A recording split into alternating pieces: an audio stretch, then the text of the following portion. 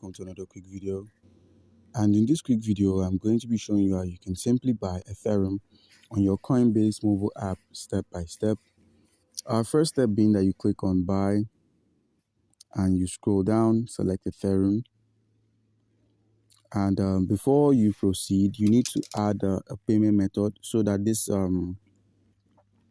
the required amount of Ethereum can be debited directly from your credit card or your debit card.